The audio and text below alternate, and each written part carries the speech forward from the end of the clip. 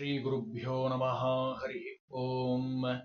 यतो जन्माद्यस्य श्रुतिसुनयमानैकविषयात् स्वतन्त्रस्तन्त्रज्ञो गुरुरपि गुरोर्यश्च जगताम् विमूढा यत्तत्त्वं प्रकटमिह वेत्तुं सुमनसो मुकुन्दं ध्यायामा वहतकुहकं तं स्वमहसा सर्वविघ्नः प्रशमनं सर्वसिद्धिकरं परं सर्वजीवप्रणेतारम् वन्दे विजयदं हरिं करोतु मम कल्याणं हरिर्हयमुखाविदः गुरुश्च मध्वनामा मे वरदोऽस्तु निरन्तरम् वाणिते करवण्यम्ब चरणोरति सर्वदा मद्वाक्यसरणीं भूयात् श्रीमदाचार्यभावगात् समाश्रये गुरुं भक्त्या महाविश्वासपूर्वकं निक्षेपे सर्वभारांश्च गुरो ಶ್ರೀಪಾದಪಂಕಜೇ। ಏಳರ ಮಹತ್ವವನ್ನ ಹಿಂದಿನ ವಾರ ಕೆಲವು ವಿಷಯಗಳನ್ನು ತಿಳಿದುಕೊಂಡಿದ್ದೀವಿ.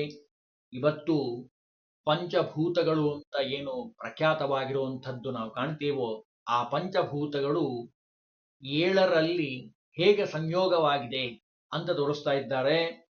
ರವಿ ಇದ್ದಾನಲ್ಲ, ಅಗ್ನಿ ತತ್ವವನ್ನ ಹೇಳುವಂಥವನು, ಚಂದ್ರ ನೀರಿನ ತತ್ವ, ಕುಜ ಅಂದ್ರೆ ಮಂಗಳ ಅವನು ಅಗ್ನಿ ತತ್ವ, ಬುಧ ಭೂಮಿ ತತ್ವವನ್ನ, ಗುರು ಆಕಾಶ ತತ್ವವನ್ನ, ಶುಕ್ರ ಜಲತತ್ವವನ್ನ, ಶನಿ ವಾಯುತತ್ವವನ್ನ ಹೇಳ್ತಾ ಇದ್ದಾನೆ. ಏಳರಲ್ಲಿ ಆ ಪಂಚಭೂತಗಳ ಸಮನ್ವಯವನ್ನು ಮಾಡಿದ್ದಾರೆ. ಇನ್ನು ಶರೀರದಲ್ಲಿ ಸಪ್ತಧಾತುಗಳ ಮೂಲಕವಾಗಿ ಅಂದ್ರೆ 7 ರಾಶಿಗಳು ಸಪ್ತಧಾತುಗಳಲ್ಲಿರ್ತಾವಂತೆ. ಅದರಲ್ಲಿ ನರ ಶನಿಯ ಅಧಿಪತಿಯಾಗಿರುವಂಥವನು, ಚರ್ಮ ಅದು ಬುಧನ ಆಧಿಪತ್ಯ, ಮಜ್ಜ ಅದು ಕುಜನ ಆಧಿಪತ್ಯ, ಎಲುಬು ಅದು ಸೂರ್ಯನ ಆಧಿಪತ್ಯ, ಮೇಧಸ್ಸು ಗುರುವಿನ ಆಧಿಪತ್ಯ, ರಕ್ತ ಚಂದ್ರ ಆಗಿರುವಂಥದ್ದು ಆಧಿಪತ್ಯ, ವೀರ್ಯ ಶುಕ್ರ. 7 ಗ್ರಹಗಳು 7 ಆಧಿಪತ್ಯವನ್ನ ಸಪ್ತಧಾತುಗಳಲ್ಲಿ ಆಧಿಪತ್ಯವನ್ನ ಪಡೆದಿರುವಂಥದ್ದು. ಇನ್ನು ರಾಶಿಗಳೇನಿದ್ದಾವಲ್ಲ 7 ರಾಶಿಗಳು, ಆ ರಾಶಿಯ ಅಧಿಪತಿಗಳು ಅವರ ದೃಷ್ಟಿ ಹೇಗಿರುತ್ತೆ ಅಂತ ಶಾಸ್ತ್ರದಲ್ಲಿ ತಿಳಿಸ್ತಾರೆ. ಸೂರ್ಯ ಊರ್ಧ್ವ ದೃಷ್ಟಿ, ಚಂದ್ರ ಸಮದೃಷ್ಟಿ, ಕುಜ ಊರ್ಧ್ವ ದೃಷ್ಟಿ, ಬುಧ ವಕ್ರದೃಷ್ಟಿ, ಗುರು ಸಮದೃಷ್ಟಿ, ಶುಕ್ರ ವಕ್ರದೃಷ್ಟಿ, ಶನಿ ಅರ್ಧದೃಷ್ಟಿ.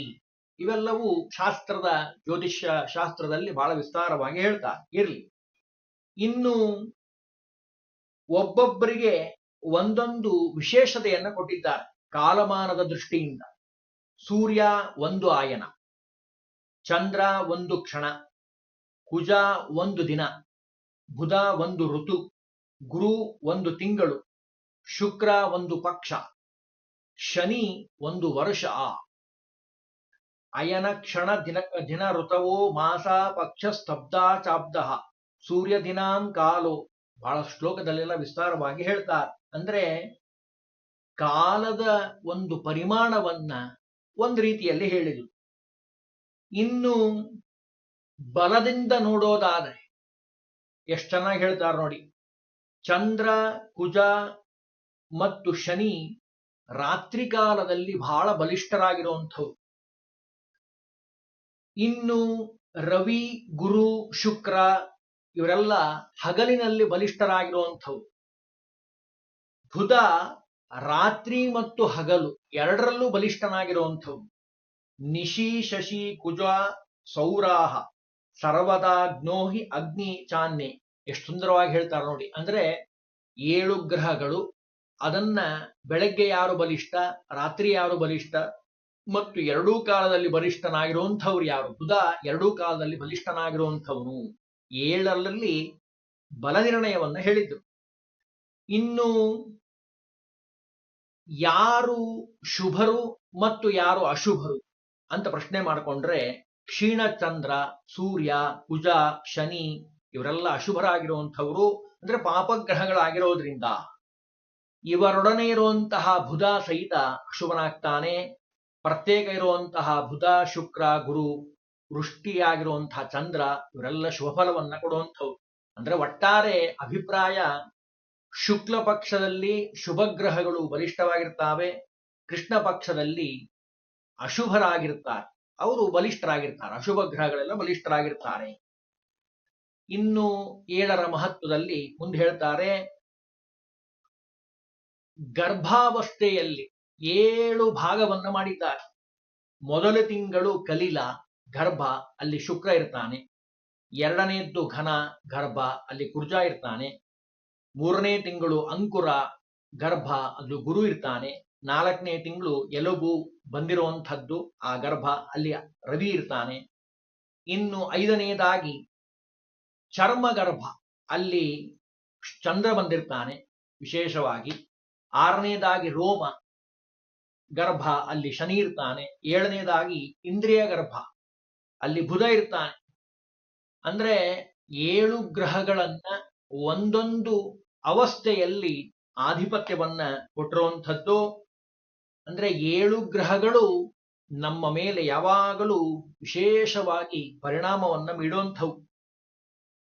ಗರ್ಭಾಧಾನದ ಕಾಲದ ಲಗ್ನದ ಒಡೆಯ ಅವನ ಅಧಿಪತಿಯಾಗಿರ್ತಾನೆ.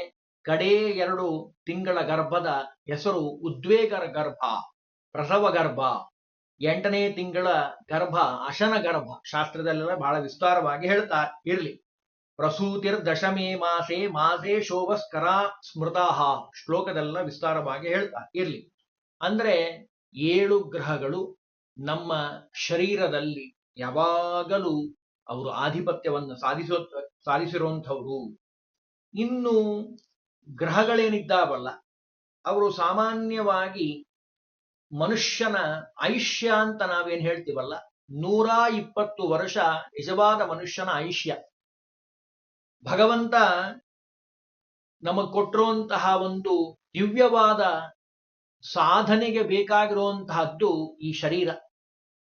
ನಾವು ಸಾಮಾನ್ಯವಾಗಿ ನಾನು ಲೋಕದಲ್ಲಿ ಇದನ್ನ ಎಲ್ಲ ಕಡೆ ಕಾಣುವಂಥದ್ದು, ಸ್ವಲ್ಪ ಬಿಡಿಸಿ ಹೇಳಿದ್ರೆ ಗೊತ್ತಾಗತ್ತೆ ಚೆನ್ನಾಗಿ. ಯಾವುದೇ ಒಂದು ವಸ್ತುವನ್ನ, ಅದು ಫ್ರಿಡ್ಜ್ ಆಗಿರಬಹುದು ಅಥವಾ ಟಿವಿ ಆಗಿರಬಹುದು, ತಗೊಳ್ಳುವಂತಹ ಸಂದರ್ಭದಲ್ಲಿ ಒಂದು ಸಣ್ಣದಾಗಿರುವಂತಹ ಬುಕ್ಕನ್ನು ಕೊಟ್ಟಿರ್ತಾರೆ. ಆ ಬುಕ್ಕಲ್ಲಿ ಬರೆದಿರ್ತಾರೆ ಈ ಪದಾರ್ಥವನ್ನ ಹೇಗೆ ಉಪಯೋಗಿಸಬೇಕು, ಇದನ್ನು ಎಷ್ಟು ಚೆನ್ನಾಗಿ ಉಪಯೋಗಿಸಬೇಕು, ಯಾವಾಗ ಹೇಗೆ ಅದನ್ನ ಚೆನ್ನಾಗಿ ಬಳಸಬೇಕು, ಬಳಸೋ ವಿಧಾನವನ್ನ ಹೇಳಿರ್ತಾರೆ. ಜೊತೆಗೆ ಗ್ಯಾರಂಟಿ ವಾರಂಟಿ ಅಂತೆಲ್ಲ ಕೊಟ್ಟಿರ್ತಾರೆ, ಎಲ್ರಿಗೂ ಗೊತ್ತಿರೋ ವಿಷಯ. ಆ ಪದಾರ್ಥವನ್ನ ಆ ರೀತಿಯಲ್ಲಿ ಬಳಸಿ ಏನಾದ್ರೂ ಹೆಚ್ಚು ಕಡಿಮೆ ಆದ್ರೆ ಅವ್ರೇನ್ ಮಾಡ್ತಾರೆ, ಗ್ಯಾರಂಟಿಯನ್ನ ಕೊಟ್ಟಿರ್ತಾರೆ. ನಿಮಗೆ ವಾಪಸ್ಸು ಕೊಡಬಹುದು ಅಥವಾ ಅದನ್ನೇ ರಿಪೇರಿ ಮಾಡಿ ಕೊಡಬಹುದು. ಅಥವಾ ನಿಮ್ಮ ಮನ್ಸಿಗೆ ಬಂದ ಹಾಗೆ ಆ ಪುಸ್ತಕವನ್ನ ನೋಡದೆ ಬಳಸಿದ್ರೆ ಅದಕ್ಕೆ ಅವರು ಜವಾಬ್ದಾರರಲ್ಲ, ನೀವೇ ಜವಾಬ್ದಾರಿ ಆಗಿರ್ತೀರಿ. ಹಾಗೆ ಭಗವಂತ ಕೊಟ್ಟಿರುವಂತಹ ಈ ಶರೀರ ಇದೆಯಲ್ಲ, ಗಟ್ಟಿಮುಟ್ಟಾಗಿ ದೇವರು ಹೇಳದ ಹಾಗೆ ಭಗವಂತನ ವಾಣಿ, ಅದು ವೇದವಾಣಿ, ವೇದದಲ್ಲಿ ಇರೋ ಹಾಗೆ ನೀವು ನಡೆದುಕೊಂಡ್ರೆ 120 ವರ್ಷ ಸತತವಾಗಿ ಬದುಕಬಹುದು. ಅಷ್ಟು ದೃಢವಾದ ಕಾಯ. ಆ ಶರೀರವನ್ನ ಶಾಸ್ತ್ರದಲ್ಲಿ ಹೇಳಿರೋ ಹಾಗೆ ನಿತ್ಯ ಕರ್ಮಾಚರಣೆಯನ್ನ ಮಾಡಿದ್ರೆ 120 ವರ್ಷ ಬದುಕಬಹುದು. ಆ 120 ವರ್ಷದಲ್ಲಿ 7 ಗ್ರಹಗಳೇನಿದ್ದಾವಲ್ಲ, ಅವರು ಹೇಗೆ ಬಲಿಷ್ಠರಾಗಿರ್ತಾರೆ ಅನ್ನೋದನ್ನ ಒಂದರಲ್ಲಿ ಹೇಳ್ತಾರೆ. ಏಕಂ ದೋ ನವೋ ವಿಂಶತಿ ಧೃತಿ ಕೃತಿ ಪಂಚಾಶದೇಶಾಂ ಕ್ರಮಾತ್. ಎಷ್ಟು ಸುಂದರವಾಗಿ ಹೇಳ್ತಾರೆ ನೋಡಿ. ಚಂದ್ರ 1 ವರ್ಷ, ಕುಜ 2 ವರ್ಷ, ಬುಧ 9 ವರ್ಷ, ಶುಕ್ರ 20 ವರ್ಷ, ಗುರು 18 ವರ್ಷ, ಸೂರ್ಯ 20 ವರ್ಷ, ಶನಿ 50 ವರ್ಷ ನೈಸರ್ಗಿಕವಾಗಿ ಬಲಪ್ರದರಾಗಿರ್ತಾರೆ. ಅಷ್ಟು ಅವರ ಆಧಿಪತ್ಯ ಈ ನಮ್ಮ ಶರೀರ ಮೇಲೆ ಇರುವಂಥದ್ದು. ನಾವೆಲ್ಲ ಕರ್ಮ ಮಾಡಬೇಕಾದ್ರೆ ಆ ದೇವತೆಗಳ ಅನುಗ್ರಹ ಬೇಕೇ ಬೇಕು. ಈ 120 ಸ್ವಲ್ಪ ನಮಗರ್ಥ ಆಗೋ ಹಾಗೆ ಬಿಡಿಸಿ ಹೇಳಿದ್ರೆ, ಇದು ಶಾಸ್ತ್ರದ ಭಾಷೆಯಲ್ಲಿ ಹೇಳಿದ್ರು, ನಮಗೂ ಸ್ವಲ್ಪ ಅರ್ಥ ಆಗ್ಬೇಕಲ್ರಿ, ಆ ರೀತಿ ಹೇಳ್ಬಿಡ್ರಿ ಅಂತ ಅಂದ್ರೆ ಅದಕ್ಕೆ ಹೇಳ್ತಾರೆ, ಮೊದಲನೇದಾಗಿ ಬಾಲಕ, 2 ರಿಂದ 3 ವರ್ಷ ಶಿಶು, ಸಣ್ಣದಾಗಿರುವಂತಹ ಮಗು. ಆ ಶಿಶುವನ್ನ ಒಂದೊಂದೇ ಬಿಡಿಸಿ ಹೇಳ್ತಾರೆ. ಬಾಲಕ, ಶಿಶು, ಆಮೇಲೆ ಕೌಮಾರ, ಮಗು ಇರ್ತದೆ, ಆಮೇಲೆ ಶಿಶು ಆಗತ್ತೆ, ಆಮೇಲೆ ಕೌಮಾರ 4 ರಿಂದ 12 ವರ್ಷ, 13 ರಿಂದ 32 ಯೌವನ ಅಂತ ಅನ್ಕೊಳ್ರಿ, 33 ರಿಂದ 50 ಸುಸ್ಥಿರ, ಕೆಲಸ ಮಾಡ್ತಾನೆ ಇರ್ತಾನೆ ಸಂಸಾರದ ಸಲುವಾಗಿ. 51ರಿಂದ 70ರವರೆಗೆ ಮುದುಕ ಅಂತ ಕರೀತಾರೆ, ವೃದ್ಧ ಅಂತ ಕರೀತಾರೆ. ಆಮೇಲೆ 71ರಿಂದ 120ರವರೆಗೂ ಜಡನಾಗಿರ್ತಾನೆ. ಎಷ್ಟೋ ಜನಕ್ಕೆ ಕಿವಿ ಕೇಳಿಸಲ್ಲ, ಕಣ್ಣು ಕಾಣಿಸೋದಿಲ್ಲ, ಸರಿಯಾಗಿ ಮಾತಾಡ್ಲಿಕ್ಕೆ ಬರೋದಿಲ್ಲ. ಇವೆಲ್ಲ ಹಂತಗಳನ್ನ ನಾವು ಲೋಕದಲ್ಲಿ ಕಾಣ್ತೀವಿ. ಅದಕ್ಕೆ ಸ್ವಸ್ಥವಾಗಿರುವಂತಹ ಶರೀರ ಇದ್ದಾಗ ಧರ್ಮ ಸಾಧನೆಯನ್ನ ಮಾಡುವಂತ ಶಾಸ್ತ್ರ ಹೇಳಿರುವಂಥದ್ದು. ಆ 120 ವರ್ಷದಲ್ಲಿ ಈ 7 ಗ್ರಹಗಳು ಆಧಿಪತ್ಯವನ್ನ ತೆಗೆದುಕೊಂಡಿರುವಂಥದ್ದು. ಇನ್ನು ನಮ್ಮ ಶರೀರ ಇದೆ, ಅದರಲ್ಲಿ ಒಂದೊಂದು ಅಂಗಗಳಿಗೆ ಆ ದೇವತೆಗಳಿದ್ದಾರೆ.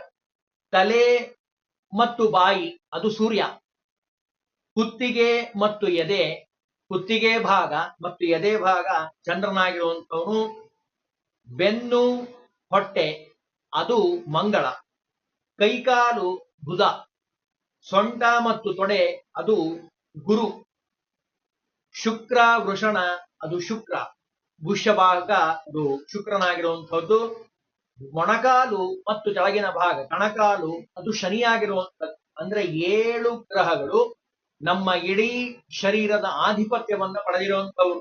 ಶಿರಃ ಪ್ರದೇಶೆ ವದನೆ ದಿನೇಶೋ ವಕ್ಷಸ್ಥಲೇಪಿ ಚಾಪ ಗಲೆ ಕಲಾವಾನ್. ಶ್ಲೋಕದಲ್ಲೆಲ್ಲ ಹೇಳ್ತಾರೆ 7 7ರ ಒಂದು ಆಧಿಪತ್ಯವನ್ನ ಪಡೆದಿರುವಂಥದ್ದು ಅಂತ ನಾವು ಕಾಣ್ತೀವಿ.